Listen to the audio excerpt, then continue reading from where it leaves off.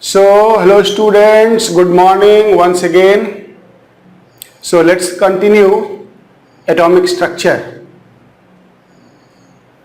We are doing atomic structure, and in atomic structure, we are at the most important point of atomic structure so far as your competition is concerned. As I told you that in atomic structure, Bohr's atomic model is the most important part, and most of the questions of atomic structure are directly or indirectly related to Bohr's atomic model. So it's very important model. And in the previous lecture, we completed fundamentals of Bohr's atomic model, in which we did postulates of Bohr atomic model, origin of Bohr atomic model, then postulates of Bohr atomic model, and then we did some derivation from the postulates, and the first derivation was to determine the radius of stationary orbit.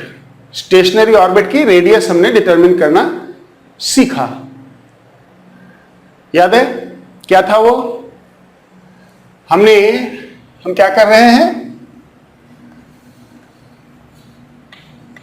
Bourse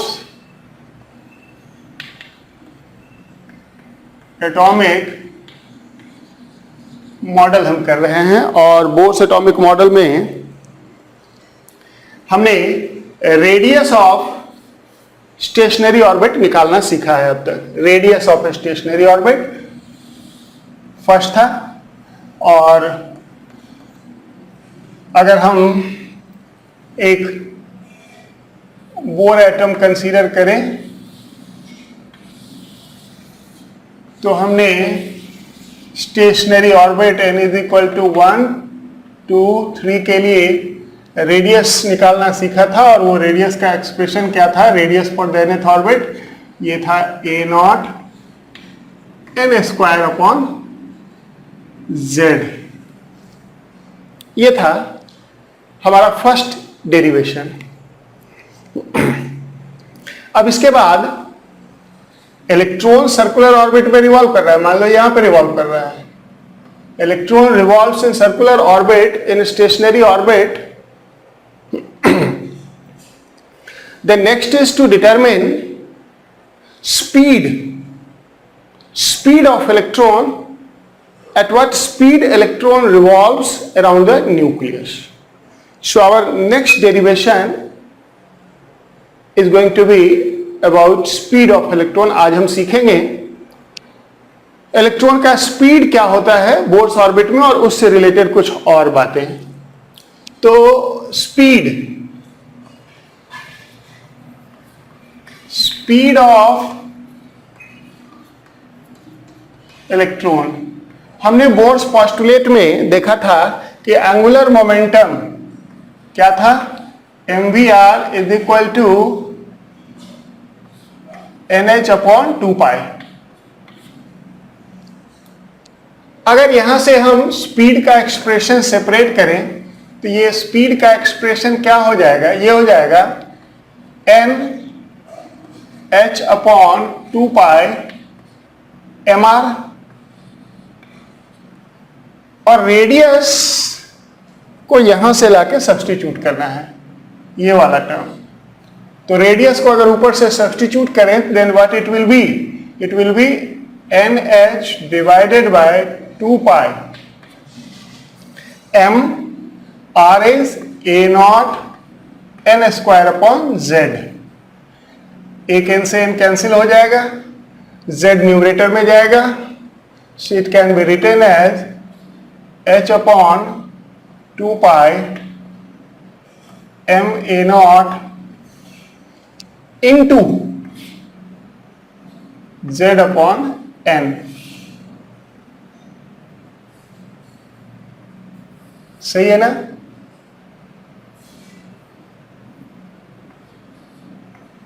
z upon n.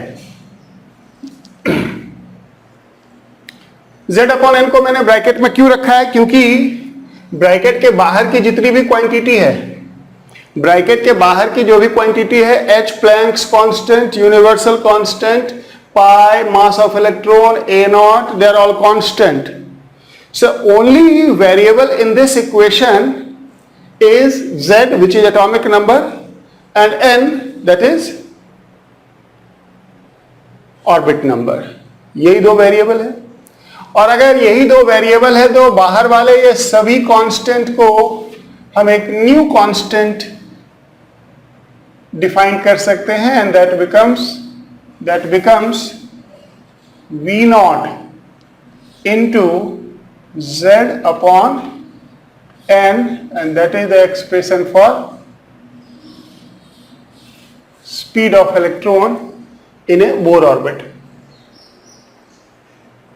ये Bohr orbit में speed of electron का expression है. v is equal to v naught Z upon N.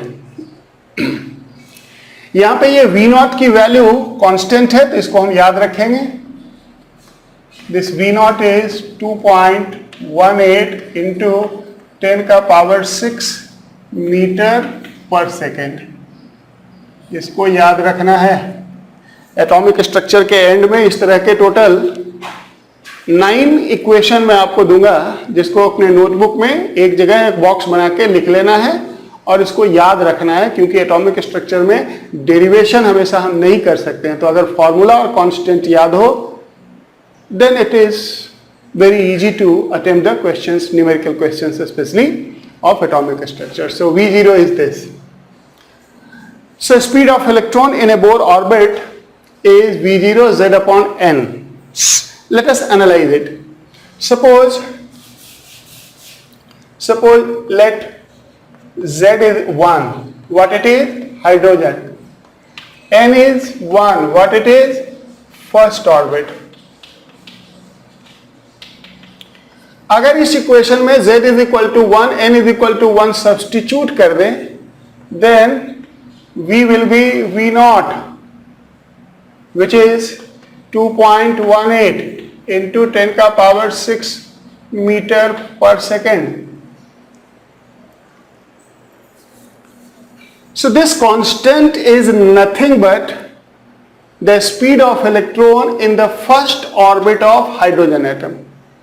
वैसे ही जैसे a not hydrogen atom के first stationery orbit का radius होता है, उसी तरह से v नॉट क्या है? हाइड्रोजन एटम के फर्स्ट ऑर्बिट में इलेक्ट्रॉन का स्पीड है. So it is speed of electron in first orbit of hydrogen atom. देखो, एटॉमिक स्ट्रक्चर में अगर फॉर्मूला याद हो तो क्वेश्चन में कोई दम ही नहीं होता. अब इसमें वेरिएबल क्या है? z और n. So don't expect very complex और difficult question related to speed of electron. Right, एक आध करके देख लेते हैं. determine speed of electron in third orbit of say helium ion. अब हीलियम आयन के थर्ड ऑर्बिट में स्पीड ऑफ इलेक्ट्रॉन मालूम करना है. सिंपल. क्या होगा? हम लिखेंगे V3 for He plus, and that will be equal to V naught 2.18 10 का power 6 into Z for helium. Z is 2, atomic number helium का 2 होता है, upon n orbit number third. So 2 into 2.18 divided by 3, so 4.36 divided by 3, 4.36 divided by 3 into 10 ka power 6, it will be approximately how much? 1.4 into 10 ka power 6 meter per second.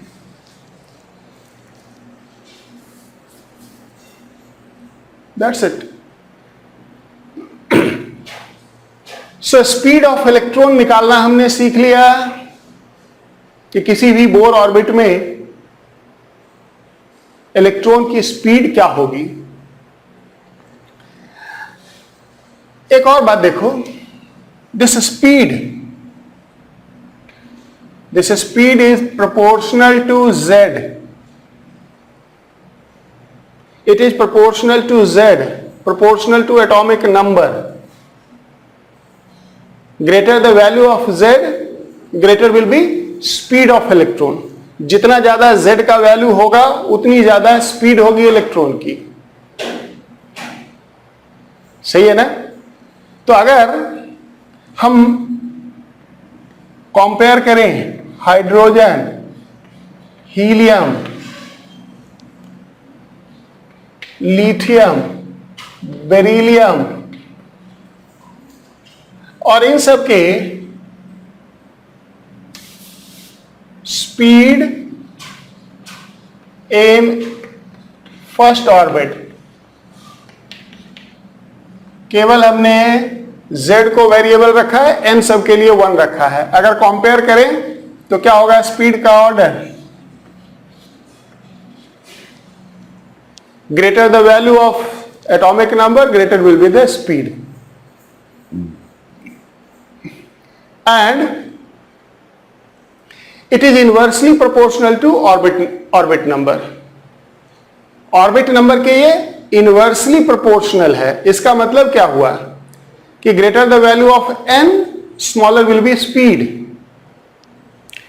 n का बड़ा होने का मतलब क्या हुआ कि हम अगर n 1 से 2 करते हैं, 3 करते हैं तो न्यूक्लियस से दूर जा रहे हैं। तो न्यूक्लियस से हम जितना दूर होते जाएंगे इलेक्ट्रॉन का स्पीड कम होते जाएगा। तो इलेक्ट्रॉन की स्पीड मैक्सिमम कब होती है, when electron is closest to nucleus and as it moves away from nucleus, its speed and related phenomena like kinetic energy all decreases. Correct? तो इस पॉइंट को भी हम नोट करेंगे कि speed is inversely proportional to n, therefore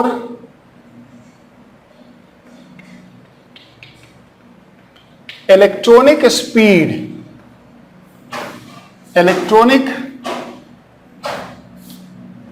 speed decreases as we move away from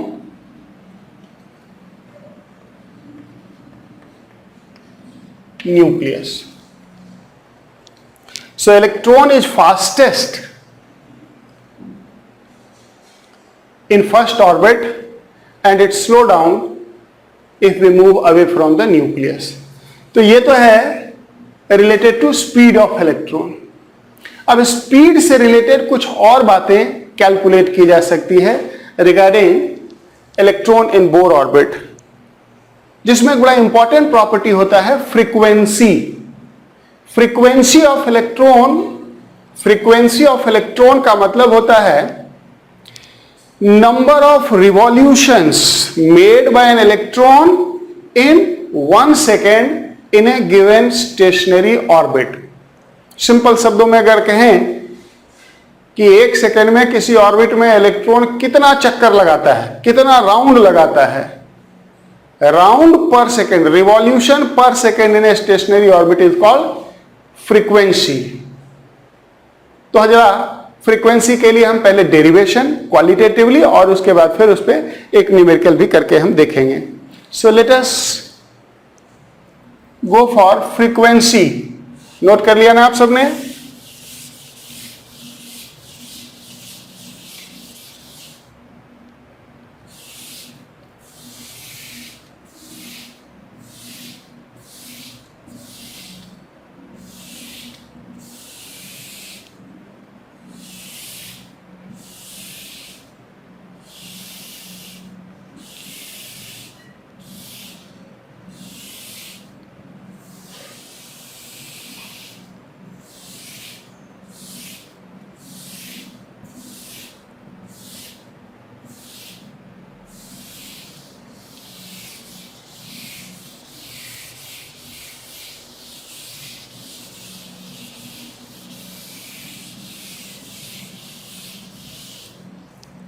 So let us move for derivation of frequency of electron in a given Bohr orbit.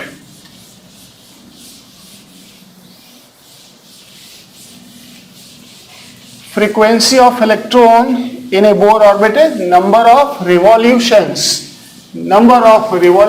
made by an electron in 1 second. So frequency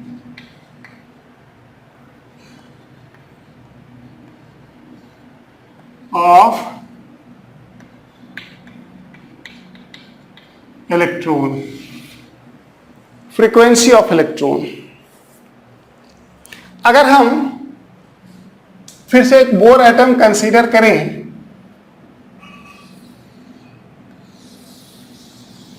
और इसके किसी orbit में electron की बात करें जिसका radius suppose करो r है, बोर रेडियस r है, तो distance travelled by electron in 1 revolution क्या होगा? सरकमफेरेंस होगा कि नहीं? Distance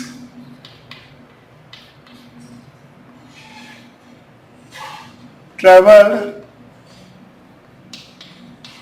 in 1 second,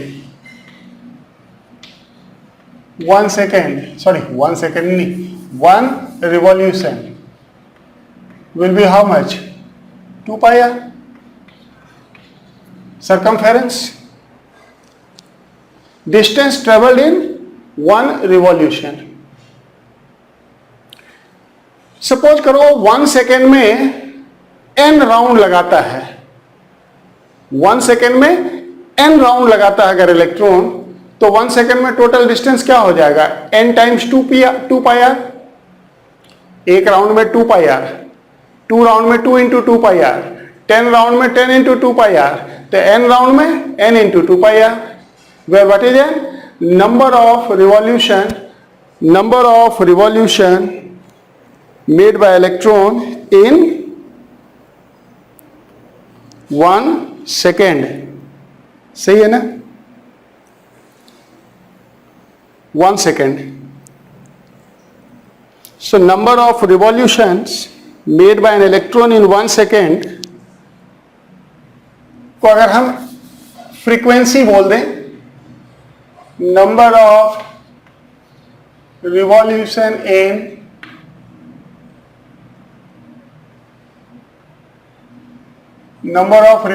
in 1 second,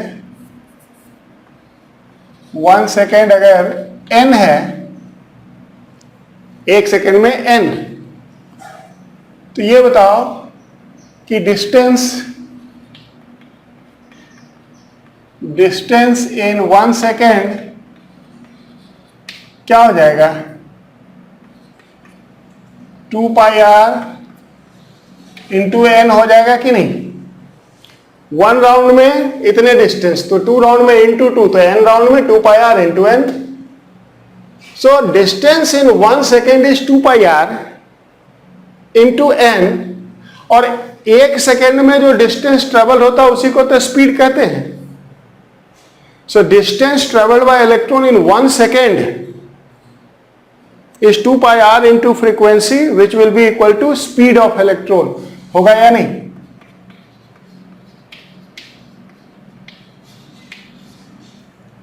distance in 1 second is speed, and that is equal to 2 pi r into n. Speed is what? चलो फिलहाल v ही रखते हैं. तो फ्रीक्वेंसी जिसे हम कह रहे हैं, फ्रीक्वेंसी नंबर ऑफ राउंड पर सेकेंड, इसको कुछ बुक f भी स्मॉल f भी लिखता है. ये क्या हो जाएगा? ये हो जाएगा v upon 2 pi r.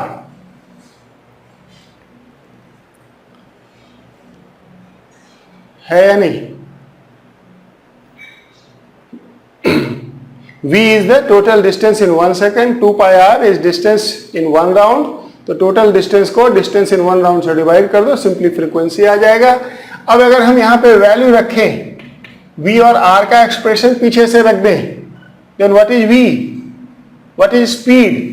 Speed is, अगर याद हो, v naught into z upon n, z upon n divided by 2 pi r, r is what, a naught n square upon z। z को न्यूमरेटर में ले जाओ तो ये बन जाएगा v naught z square divided by 2 pi a naught n का power 3 हो जाएगा। अब देखो इसमें वेरिएबल क्या है, z और n, v naught constant, a naught constant है या नहीं? तो हम कह सकते हैं कि frequency will be some constant f naught into z square upon n cube, जहां पे ये f नॉट एक कांस्टेंट है और इसको याद रखना है, this f not is 6.55 into 10 का पावर 15।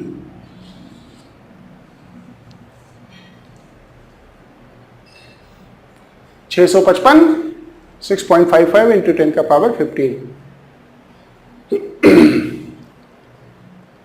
तो ये क्या आ गया, नंबर ऑफ फ्रीक्वेंसी की एक सेकंड में कितना राउंड इलेक्ट्रॉन लगाएगा इन ए गिवन बोर ऑर्बिट। तो ये अगर याद रखेंगे तो आसानी रहेगी। फिर से, for z is equal to 1 what, hydrogen, n is equal to 1 what, first orbit,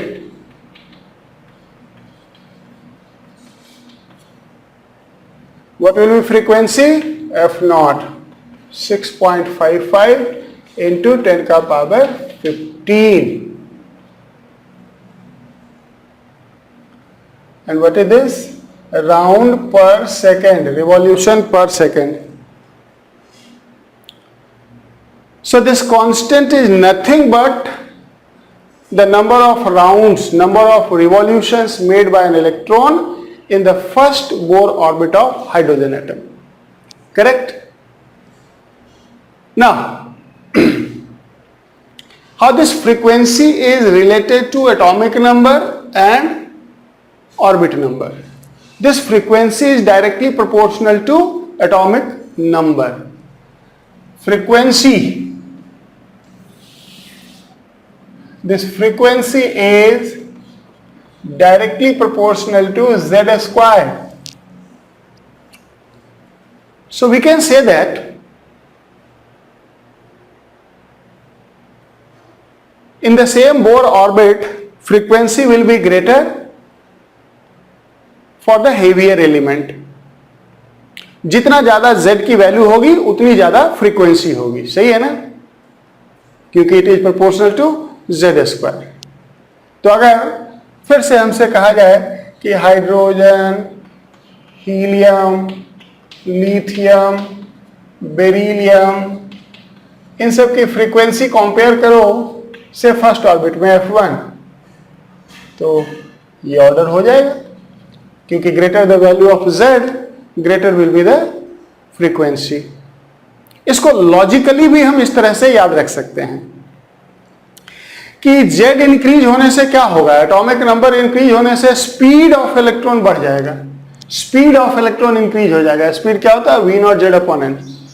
तो अगर एटॉमिक नंबर इंक्रीज करेंगे तो स्पीड ऑफ इलेक्ट्रॉन इंक्रीज होगा, और अगर स्पीड ऑफ इलेक्ट्रॉन इंक्रीज होगा, अगर इलेक्ट्रॉन फास्ट चलेगा, अगर इलेक्ट्रॉन का स्पीड ज्यादा होगा तो एक सेकंड में ज्यादा राउंड लगाएगा, जितना ज्यादा स्पीड होगा उतना ज्यादा राउंड लगाएगा एक सेकंड में, सही है या नहीं। So speed of electron increase हो जाता है z इंक्रीज होने से, और इसलिए फ्रीक्वेंसी बढ़ जाती है।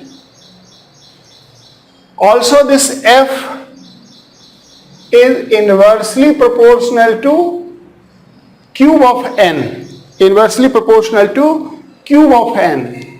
ये क्यूब ऑफ ऑर्बिट नंबर के इनवर्सली प्रोपोर्शनल है। इसका मतलब क्या हुआ कि अगर हम ऑर्बिट नंबर इंक्रीज करेंगे तो फ्रीक्वेंसी डिक्रीज होगी। देखो इसका सिंपल लॉजिक है याद रखने का। अगर हम n को इंक्रीज करें, ऑर्बिट नंबर अगर हम यहां से यहां चले जाएं तो बताओ सरकमफेरेंस बड़ा हो जाएगा कि नहीं? और सरकमफेरेंस अगर बड़ा हो जाएगा तो एक चक्कर लगाने में ज्यादा टाइम लगेगा। तो एक चक्कर लगाने में अगर ज्यादा टाइम लगेगा तो एक सेकंड में कम चक्कर लगेगा कि नहीं? और अगर सरकमफेरेंस इंक्रीज हो गया तो फ्रीक्वेंसी डिक्रीज हो जाएगी कि नहीं?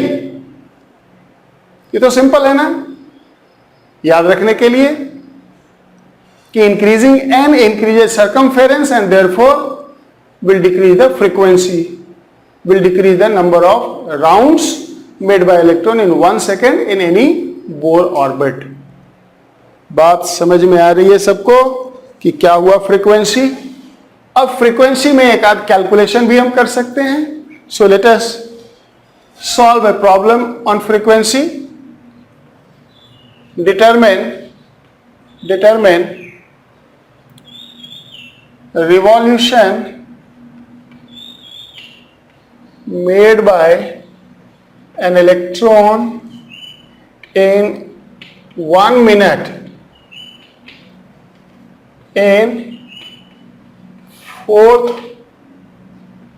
Bohr orbit of helium. Helium के 4th बोर ऑर्बिट में 1 मिनट में इलेक्ट्रॉन कितना चक्कर लगाता है? हमने तो एक्सप्रेशन फ्रीक्वेंसी का निकाला है। What is frequency? Number of revolutions in 1 second निकाल लो और उसके बाद टाइम से मल्टीप्लाई कर लेंगे। सही है ना? So frequency will be what? 4th orbit, से इसको हम F4 बोलेंगे। It will be F0 into Z square upon N cube। So F0 Z square, Z is what? Helium के लिए 2 square upon N cube, N is what? 4th Bohr orbit, 4 का power 3। So it is F0 into 4 upon 64, so 1/16।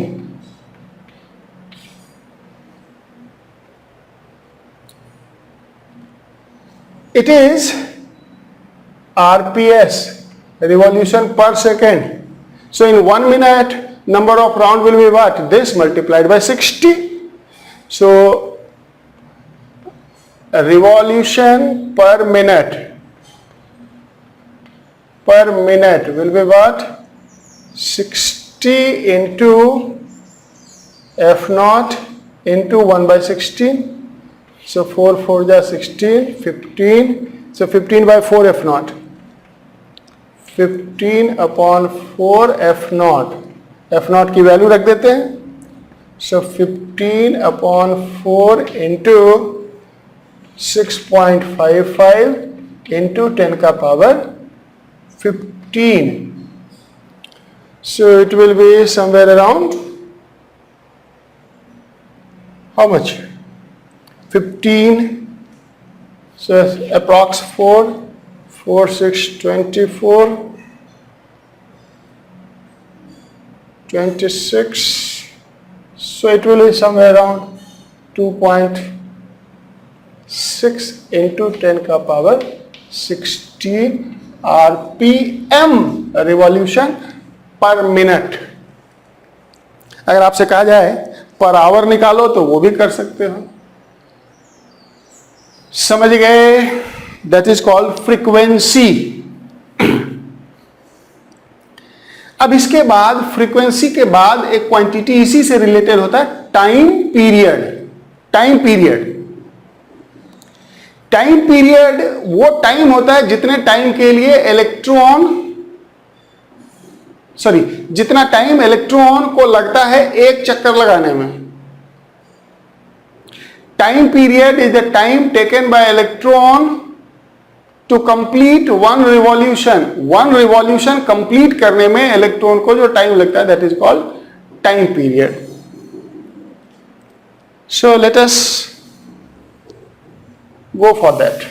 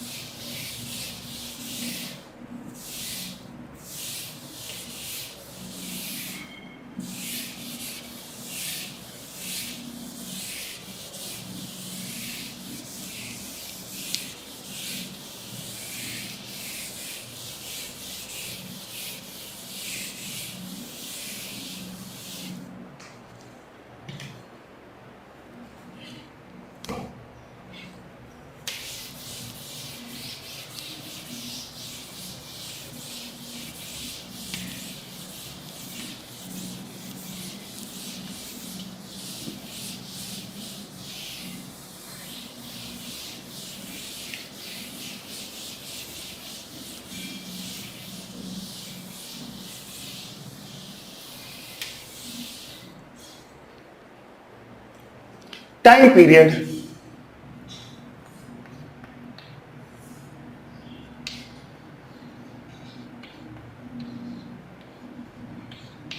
T.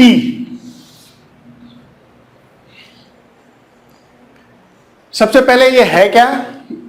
तो अभी मैंने बताया it is the time taken to complete one revolution in a stationary orbit. एक stationary orbit में एक पूरा चक्कर लगाने में कितना टाइम लगता है, that is called time period. तो एक लाइन लिख सकते हैं, it is the time taken to complete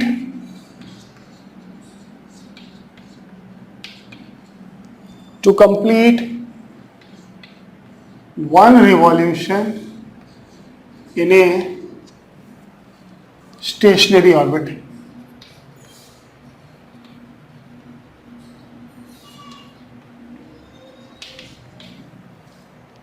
एक स्टेशनरी ऑर्बिट में वन राउंड कंप्लीट करने में जो टाइम लगता है that is called time period. अब देखो फ्रीक्वेंसी क्या है? Frequency is number of revolutions completed in 1 second. F is revolution, या कह सकते हैं एफ रिवॉल्यूशन इन 1 सेकेंड। तो 1 रिवॉल्यूशन इन 1/f सेकेंड, यही है time period. f revolution 100 revolution in 1 second, तो 1 revolution in 1/100। 1000 revolution in 1 second, so 1 revolution 1/1000 second. So f revolution in 1 second, so 1 revolution is 1/f second and that is the time period। और अभी हमने frequency का equation निकाला था ना। तो अगर फ्रीक्वेंसी का इक्वेशन याद है, तो हम सीधा उसका इनवर्स ले सकते हैं। क्या था फ्रीक्वेंसी का इक्वेशन? f0 z²/n3। ये क्या हो जाएगा? 1/f0 into n3/z²। जाके देखो वो क्या था, f इज इक्वल टू था f0 z²/n3। तो जब इनवर्स लेंगे तो 1/f0 n3/z²। और इसको अगर f0 कांस्टेंट है तो ये भी कांस्टेंट हो जाएगा। ये आता है 1.5 इंटू 10⁻⁻16 इंटू, यहाँ थोड़ा स्पेस कम पड़ रहा है, यह आएगा 1.5 इंटू 10⁻⁻16 n3/z²। समझ गए? तो ये एक्सप्रेशन है फ्रीक्वेंसी का। समझ गया? That is the expression for frequency that this is the time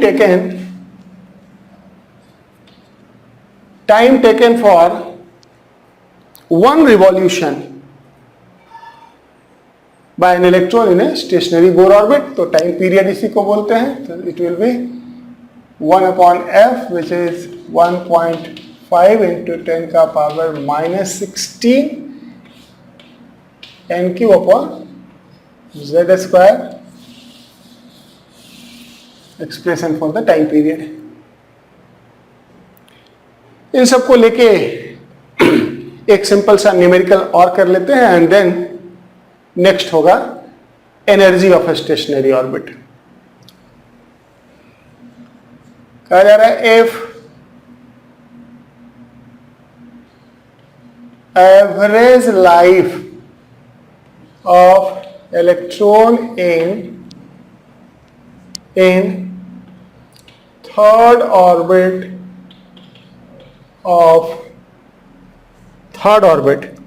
of hydrogen atom is 1 nanosecond, determine number of revolution made by electron during its stay in third orbit of hydrogen. Simple है. आगे चल के हम देखेंगे कि hydrogen atom के लिए और हाइड्रोजन लाइक सिस्टम के लिए फर्स्ट ऑर्बिट ही इलेक्ट्रॉन का मोस्ट लाइकली मोस्ट सुटेबल घर होगा. उसके अलावा अगर किसी में रखेंगे तो वो इतने ही टाइम के लिए रहेगा, कहाँ गया 1 नैनोसेकेंड एंड लाइक दैट, और फिर वो वापस आ जाएगा अपने ओरिजिनल फर्स्ट ऑर्बिट में. अब थर्ड ऑर्बिट में उतने टाइम में कितना राउंड लगाएगा. तो 1 सेकेंड में नंबर ऑफ रिवॉल्यूशन तो हम निकालना जानते हैं. तो हम फ्रीक्वेंसी अगर निकाल लें थर्ड ऑर्बिट में इलेक्ट्रॉन का और उसको टाइम से मल्टीप्लाई कर दें तो रिवॉल्यूशन आ जाएगा. फ्रीक्वेंसी 1 सेकेंड में नंबर ऑफ रिवॉल्यूशन, तो इतने सेकंड में इनटू टाइम कर देंगे. सो फ्रीक्वेंसी